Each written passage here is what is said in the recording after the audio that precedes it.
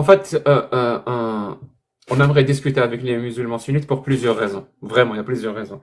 La première raison, ou le premier argument, disons que c'est ce que j'ai choisi de faire. Voilà, c'est mon live, c'est le live de Mihoub, c'est le live de Amina, et c'est ce qu'on a choisi de faire. Et on est libre de choisir de faire ce qu'on veut dans nos lives. Un. Deuxième raison, c'est un sujet qu'on connaît bien, qu'on maîtrise.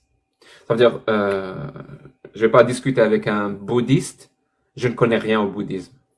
Je risquerais de dire beaucoup de bullshit par rapport au bouddhisme. Je vais pas discuter par rapport au judaïsme, j'y connais rien. Je risquerais de dire beaucoup de bullshit par rapport au judaïsme. Et c'est plus ou moins la même chose.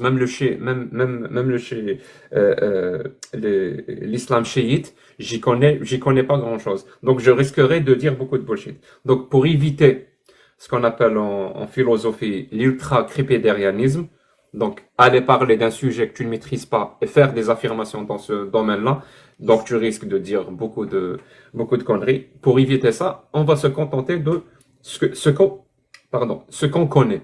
Et donc, l'islam sunnite, on le connaît bien. Deuxième raison. Troisième raison, c'est parce que on est algérien, tout simplement. Et là, on discute avec un live où il y a beaucoup de Français.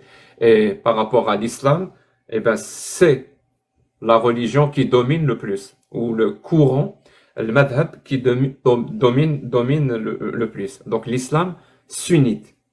Donc ça sert absolument à rien de discuter avec d'autres personnes, alors que cette idéologie, ou leur idéologie, par exemple, je sais pas moi, le, le, le, le, l'hindouisme, un truc du genre, alors que cette idéologie ou cette croyance n'a aucun impact sur la société algérienne ou sur la société française. On perdrait notre temps.